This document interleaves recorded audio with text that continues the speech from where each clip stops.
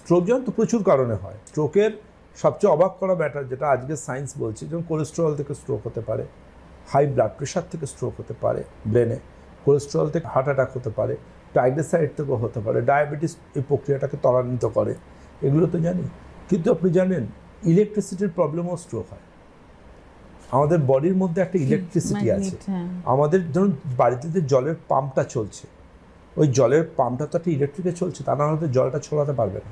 তার মধ্যে হার্টও তো একটা পাম্প, হার্টকে ইলেকট্রিকটা কে দিচ্ছে? হার্টের মধ্যে ওই যে লাভ ডাব সাউন্ড হয় না, that is sinoauricular node. ও ইম্পালস ক্রিয়েট করে, ইলেকট্রিসিটি তৈরি করে। ওই কিন্তু হার্টকে ইনসিস্ট করে যে তুমি চলতে শুরু করো, ফুল বডিতে তুমি ব্লাড সার্কুলেশন করো। মাতৃ জঠরে শুরু হয়, তার জন্য যখন মাতৃ জঠরে বেবির হার্টবিট শোনা যায়, তখন আয়ুর্বেদে তাকে বলে দৌহৃদিনী। দৌহৃদিনী অর্থাৎ দুটো হৃদয়। একজন মানুষের মধ্যেও দুটো হার্ট আসে একটা সময়, কিন্তু মাতৃ জঠরে শুরু হয় হৃদয়ের সেই লাভডাব সাউন্ড, সেটা জীবনের শেষ দিন অবধি চলে। 1 সেকেন্ড যদি হার্ট বিশ্রাম নেয়, মারাত্মক সমস্যা। সুতরাং জানবেন হার্টের ইলেকট্রিসিটিও খুব গুরুত্বপূর্ণ ম্যাটার।